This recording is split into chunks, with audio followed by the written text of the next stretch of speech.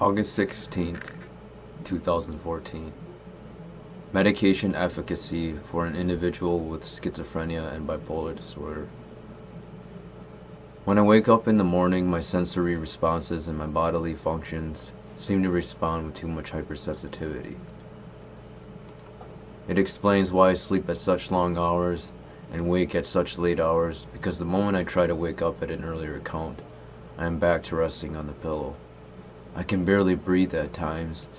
For the most part, my ears pick up on the sound of metal cans clacking, but the ferocity of the noise sounds as though it is at a dangerously high decibel. I'm queasy at times as well too, especially when I wake up, just a little too groggy for my liking.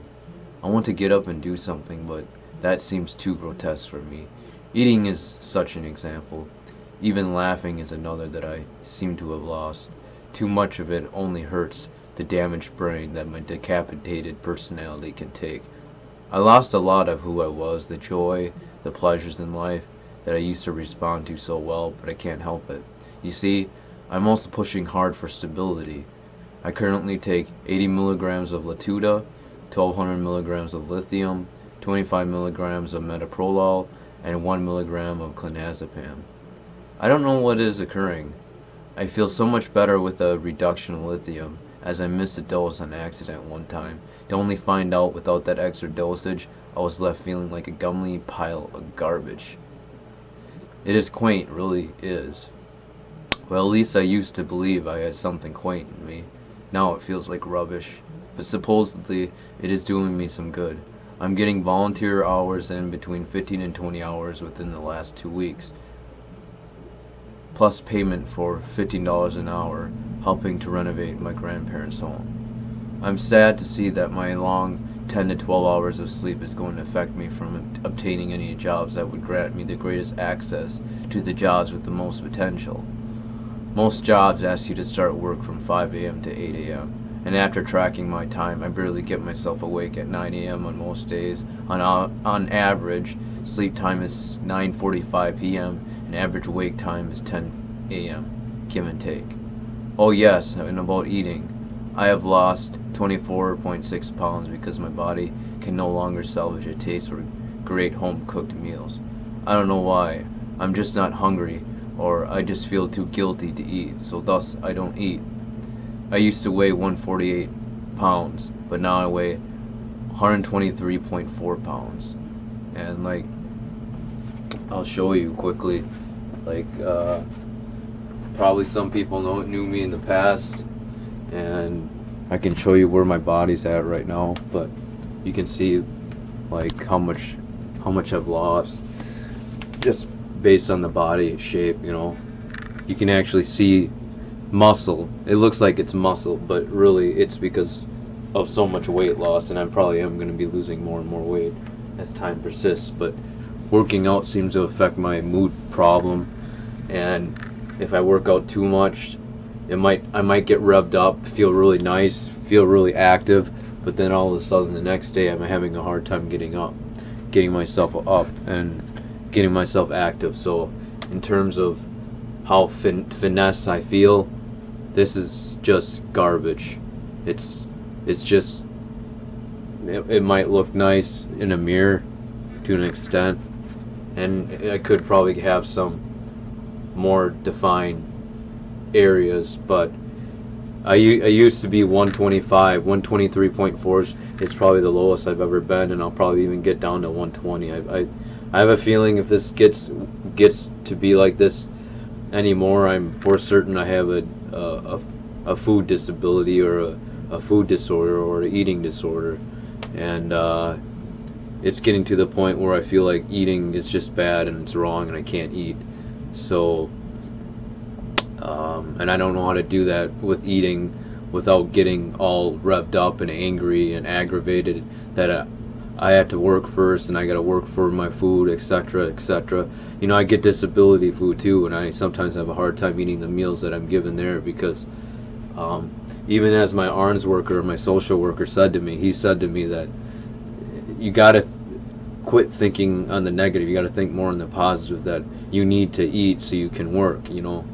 if you're not eating at all, then how are you going to get to work? You know, I missed going to Walmart one day because I just felt too shitty to go in because I just felt way too much at a bipolar low, and I definitely did not feel good. You know, you can tell that I've lost a lot of muscle mass, especially in the bicep and tricep area, as well as the whole entire cage has got lost. But you know, you can definitely see a change. It's nowhere near the shape that I had in 2010 where I was at UPS. That's when everything was like defined as hell. But that to me was also unhealthy, I felt, because I wasn't making gains in any of the arms. So, but anyway, I want to get back to my story because this is not, my whole idea is not to show off and the shapely figure of my disfigured body of what has happened due to the schizophrenia and bipolar problems and the eating disorder. And because I literally felt like I was eating my dad. I felt like cutting things was like cutting dad. I felt all this and that was everything related to my dad, and it ended up negative because, hell, if you feel like he had a pulmonary embolism, which he did, and there's a really strong survival, he could have died, of course you're going to feel like threatened. Of course you're going to feel like something went wrong. You know, of course I'm oversensitive to it, and granted the antipsychotic has helped dampen part of that extraneous sensitivity, but other than that, let's get back to this story.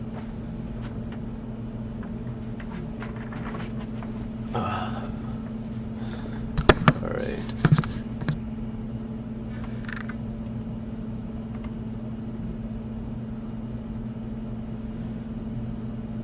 So once again, I've lost 24.6 pounds just by not eating well and not getting myself to eat properly.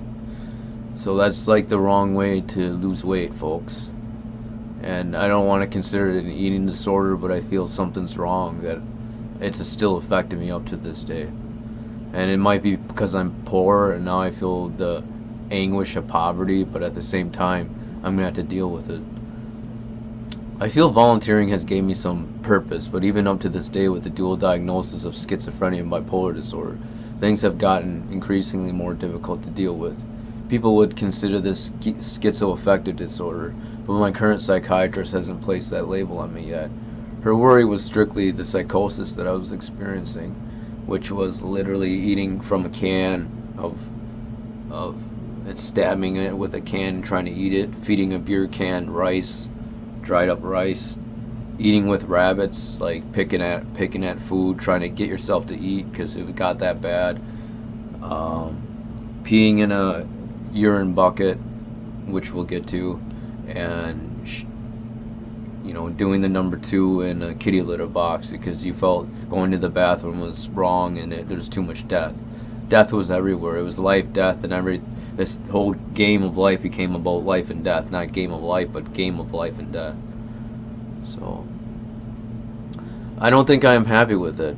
Without further ado, it is the direction my body is pacing at. I cannot be that person to get out, have many friends, meanwhile have a lackluster stable life with a stable job. While at the same time, I can also be that person where I'm more manic and more promiscuous when I don't give a shit about stability, just a good time and good fun. But I know if I don't take my life more seriously, it is going to bite me just as bad as it bit me when Dad had a pulmonary embolism and almost died. I hope it pays off in the end with whatever choices I may do, because my father isn't going to be here forever to pave my ways like he always did, or to watch over us like he always did, pay bills, go and get food such as at Walmart, get oil changed on the vehicles, look over the mail, and so forth. In essence of this all, I'm struggling just to do the basics. I mean, my basics was using a kitty litter box for a while and a funnel urine bottle to pee in. Thank you.